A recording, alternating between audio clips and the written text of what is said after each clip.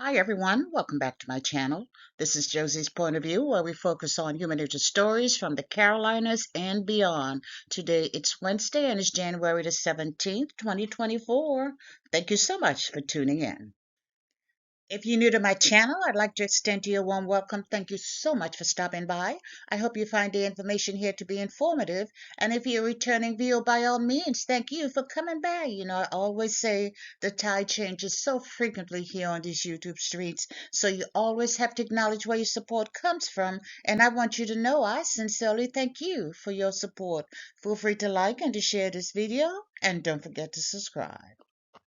We're stepping away from the Carolinas and taking a trip to Lincoln University in Missouri today. And this is going to be a different type of video for me because it will probably disclose another portion of my being as it pertains to academia. I wanted to speak on this topic of leadership in academia because it's something I'm very familiar with, but I also want to focus on the issues surrounding the death of a distinguished administrator at the university. And of course, I'm speaking about the untimely passing of Dr. Antionette Candia-Bailey, who died by suicide sometime during the first week of this month.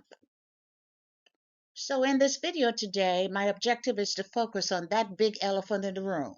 I want to focus on the things that most writers seem to be tapping around the subject of and being politically correct without speaking about it openly.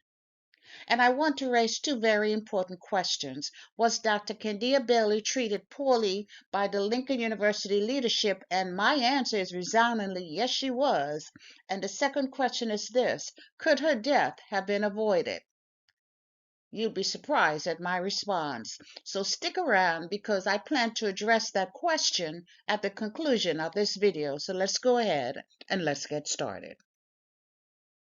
I'll provide you with a summary here, and as always, I'll place links to a few of the full articles in the description box.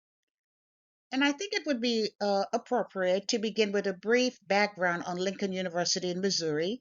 It's an HBCU and historically black college and university established in January of 1886, and the first students were admitted in the fall of that same year. The original name was Lincoln Institute, but in 1921, when the Missouri legislature expanded the role of the academic organization to include four-year degree programs, the name was then officially changed to Lincoln University as it is now. And today the school serves a diverse population of approximately 1,800 students and grants undergraduate and graduate degrees in over 30 different areas of study. So let me introduce the individual who's the key focus of our video today, the late Dr. Antionette Candia-Bailey, who was a Lincoln University alumni. And at the time of her death on January the 8th, 2024, she was working as the Vice President of Student Affairs at that university. Now, I did not have to look very far to find my introduction of her. It was all in the Lincoln University press release, and that came from the school newspaper. And as you can see, the date on this publication was April the 17th, 2023, less than a year ago. And if you read with me to the very bottom right here, and it reads, Lincoln University of Missouri recently announced LU alum Dr. Antionette Bonnie Candia-Bailey, 98, class of 98, as the new Vice President of Student Affairs. Her start date was May the 1st. So get this, she had been in that position for less than a year. Looks like 2 semesters to me, the summer and the fall semester, and that was it, 2 semesters. And if you would just indulge me as we continue reading about Dr. Candia-Bailey. It says a native of Chicago, Candia-Bailey has worked in higher education for 23 years, over 2 decades. In a previous role, she was Vice President of Student Affairs, Chief Diversity Officer, and Title IX Coordinator at Ems College in Chicopee, Mass. She has also served as Associate Dean of Students and Senior Project Coordinator at the University of Wisconsin-Madison, Assistant Vice President of Student Affairs for Housing and Resident Life at Towson University, Director of Academic Excellence at North Carolina A&T University, and Assistant Director of University Housing at North Carolina State University.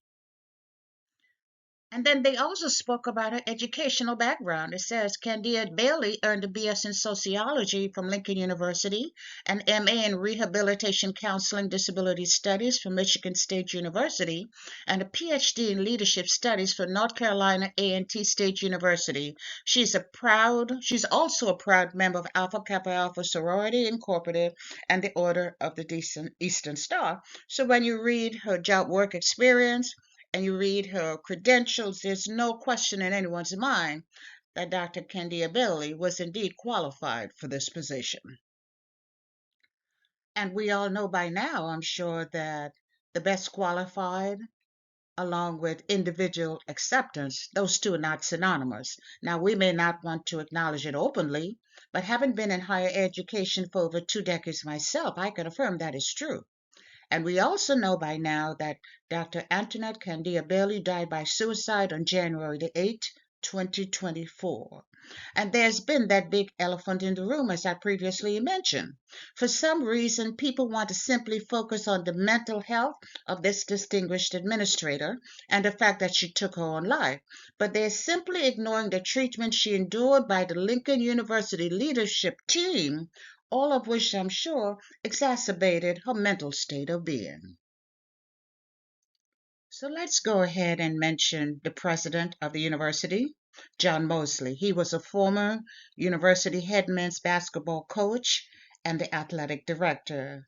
They did not say how long he had been in that job, but what I specifically noticed that he had just obtained his terminal degree or his PhD. He just obtained that in 2021 and immediately was made interim president of the university, and that's a bit shocking to me. And a year later, he was made president, even more shocking.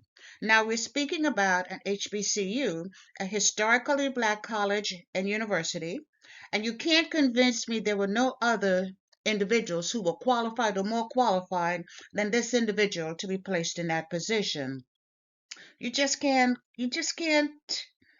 Not only did he not have the experience, he was not qualified to lead a doctoral staff, and in fact, the entire university, allegedly. I find that very hard to believe there was no one else more qualified than him.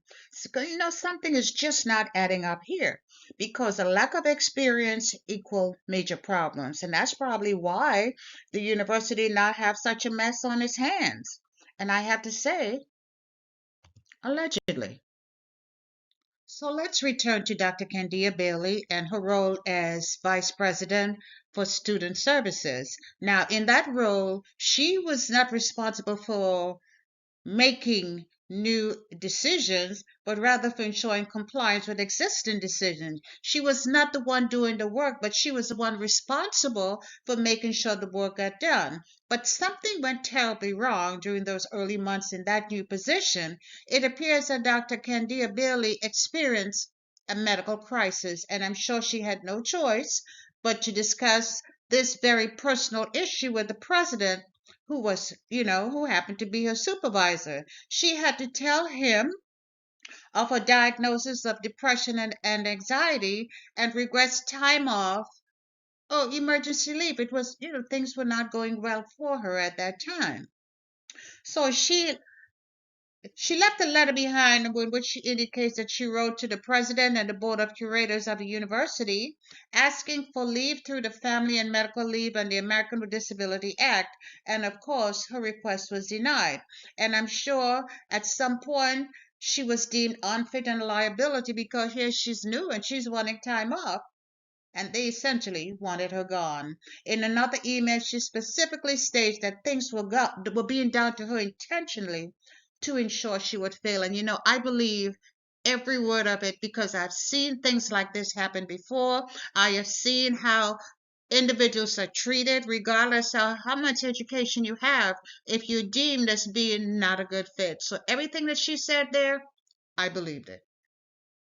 In one of her emails, Dr. Candia-Bailey wrote that she was continually harassed and bullied by the president, John Mosley, and that he ignored her requests for any type of help, and he mocked her illness. He mocked her depression and anxiety. And when she complained about the way the president was treating her, she complained to the board. And the board president sent a letter back to her saying that the board does not engage in management of personnel issues and would not be taking further action. So essentially, they told her that she was on her own. How cruel. How are you treating a human being in this manner? And if this is a seasoned professional and it's the way you're treating her, I could only imagine how students are treated. And then again, maybe this is how they had joined together because they had determined they wanted her gone and they were going to make her life a living hell. And at the end of the second semester, the end of the school year, the president gave Dr. Candia-Bailey a bad evaluation. But that was not surprise. I'm sure she actually saw it coming based on the way the president and the board of curators had been treating her. So she reached out to the president for support, essentially saying, I'm willing to develop a plan, but I need your support. She wrote that her emails were ignored, and when she did meet with him in person, he just skipped around it, not really focusing on what she was talking about. And that so here you have a distinguished alumni serving in a key leadership role, and the entire administration was treating her like crap. But that was not all. On January the 3rd, 2024, President Mosley sent Dr. Candia-Bailey a letter of termination. He wanted her out, but he wanted her to stay away immediately. She was to go on leave until her departure, and he wanted her out of the housing where she had been residing.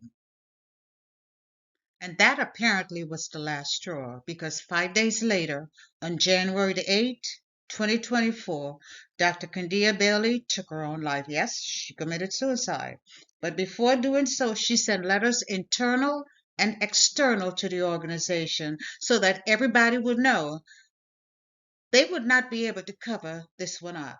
And this is what I mean when I say she was determined to control her story. There would be no question as to why she had taken such drastic actions. In a letter to the president, she specifically identified who would collect her things and stated that he would have no contact with her family. She called him evil and said he had caused her enough harm and mental damage. And suddenly you have a combination of shock, you have anger, you have disbelief.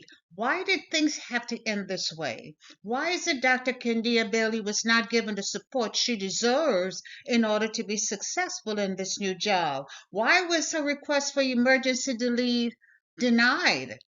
And then everybody pretends that she did not even exist and she had no value to the organization. All of a sudden, you guys tossed her aside and you were trying to kick her out the door, and you thought maybe she would go quietly. You never expected that she would go to the extent that she did.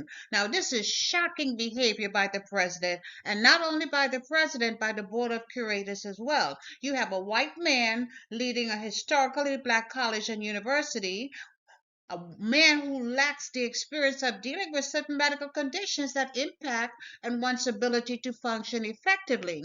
And also, the fallout, as it says right here, the fallout from Lincoln University prompts calls for the president firing and raises questions about the treatment of black women in academia. I bet he wasn't treating the men that way. And now there are calls for the president to resign. And as the news media are sharing this incident around the world, the board of curators have suddenly realized that they are committed to making the mental health issues of those at Lincoln a priority. Well, they're just full of SHIT. These are the same folks who told Dr. Candia-Bailey she had to deal with her issues on her own. Remember, she requested emergency leave? You all denied it.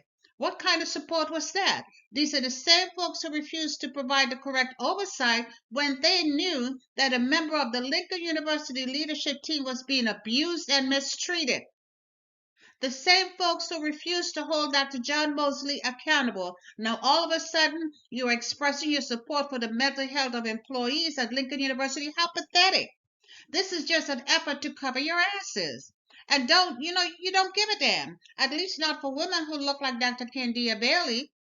You all treated this woman like garbage, and every single one of the member of the boards of curator, along with the president, you all need to You need to be treated the same to the way you treated her. You need to either resign or you need to be terminated. And this is the only way for the university to heal and to move forward in a healthy manner. And that's all I have for you right now. Feel free to leave me a comment below and let me know what you think about this video. And by all means, feel free to like it and to share it. And if you haven't done so already, I want to invite you to subscribe to my channel by clicking on that red subscribe button. It's on the bottom right-hand corner of your screen. And if you click on the bell that looks just like this one, that's the notification bell. If you click on that notification bell, you'll be the first to know whenever a new video is uploaded. I thank you for watching, and I'll talk to you soon. Bye.